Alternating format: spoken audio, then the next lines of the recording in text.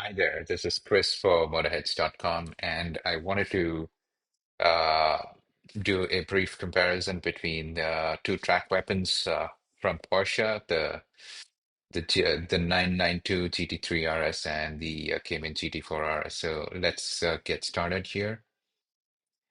I mean, what exactly are these two? They're essentially track toys sitting right at the top of their product lines. Uh, with technology that's coming straight out of Porsche's racing programs. So they're essentially street legal track toys, is what they are. I mean, both feature naturally aspirated 4-liter engines, flat six engines. However, their differences do run quite deep. We're talking in terms of aerodynamics, handlings, and of course, price difference. And the price difference is enough to, in fact, buy you and other Porsche, which I'll get to in a bit at the end of the video. So let's kick things off with performance. So the 4-liter naturally aspirated flat six gets you 518 horsepower and 342 pound-feet of torque. Whereas in the Cayman, you're looking at 493 and 331 pound-feet from a slightly detuned engine of this, based on the same power plant, both rev to about 9,000 RPM and send power through to the rear wheels through a 7-speed PDK. Um, so it's going to be rear wheel drive only, and there's no manual on offer, unfortunately. In terms of performance, you're looking at 0 to 60 in um, 3 seconds on the GT3 RS, whereas on the Cayman, it's going to be 2 tenths slower at 3.2. However, the Cayman GT4 RS is considerably faster, I would say 196 miles an hour versus the GT3 RS at 183. But these cars are more about the track performance.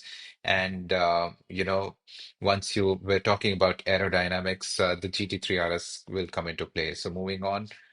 Um, So yeah, the GT4 RS, while impressive with its carbon fiber wing and aggressive aero package that you can see right here, it simply can't compete with the GT3 RS when it comes to things like downforce, because at about 125 miles an hour, the GT4 RS produces about 485 pound-feet of 485 pounds of downforce, excuse me. Whereas on the GT3 RS, at the same speed, you're looking at close to 900 pounds. And that figure climbs to 1,895 pounds at 177 miles an hour on the GT3 RS. For some context, the Manthai Racing pack that recently came out, so that produces just around 2,100 pounds, and an F1 car about 5,000. So you should get an idea of what these downforce figures actually mean. It's essentially trying to push, the car onto the racetrack for more grip so that the car sticks to the road um, as the speeds climb. Another impressive feat about the GT3 RS is its DRS or drag reduction system. At the push of the button, um, the rear wing adjusts its angle of attack, and it also reduces drag on the straight, so improving top speed on the straights. So this, as I mentioned, is going to be technology straight out of F1.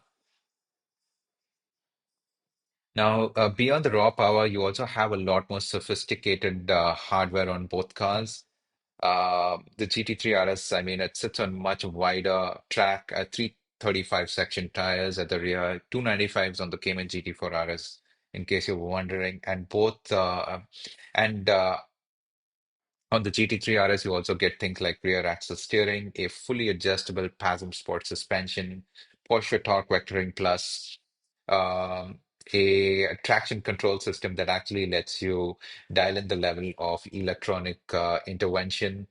Whereas on the Cayman, I mean, you get things are not as sophisticated, but you still get standard Porsche Torque Vectoring. And it should be, given its mid-engine format, it should be still pretty potent upper canyon road. Uh, One advantage that the Cayman GT4 RS has is that it's going to be about 40 pounds lighter at 32.27 pounds compared to the GT3 RS. So you will feel that difference. But now, coming to the braking performance, I mean, both offer aluminum brake rotors and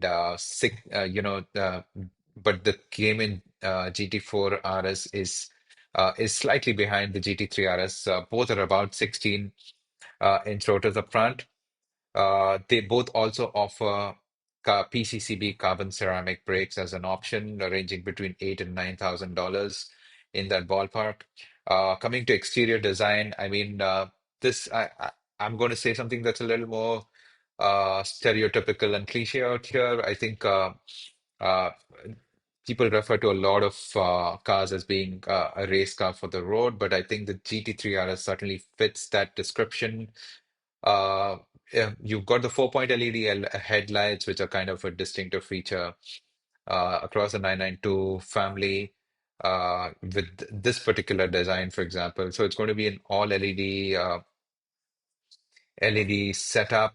On the Cayman, it's slightly you got halo. It's not going to be.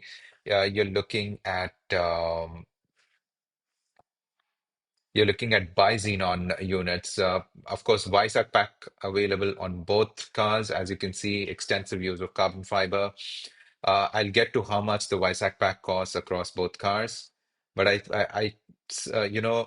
in terms of the design, I think the GT3 RS looks a lot more like a race car for the street. The Cayman looks like an evolved version of the base car. You know, it's not as aggressive. And stepping inside, you'll see that the 992 platform, uh, it's going to be a lot more modern and luxurious compared to the Cayman. You still got the analog tachometer here in the center, unlike the latest 992.2 models, which are going for a full digital instrument cluster. The central display is going to be 12 inches, far lesser buttons, a good use of Alcantara and race decks on the interior. You've got your Sport Chrono package and a flap instead of a lever to open the door. The Cayman, it's going to be a lot more old school. You do have good use of carbon fiber and race sticks in here, but you can see that it's a far more analog experience. The age of the platform is really starting to show. You got a lot more buttons as well. You don't have anything in the name of adjustable and dials and drive modes, etc. But both are sporty.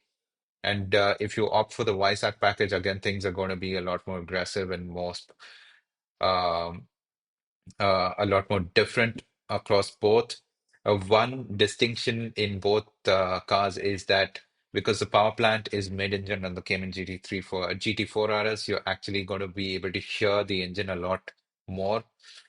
In terms of practicality, I mean, the Cayman GT4 RS offers just over 9 cubic feet, so it's still usable as a daily driver. The GT3 RS, in contrast, it's just 4.6 cubic feet, so it's considerably lesser in that aspect.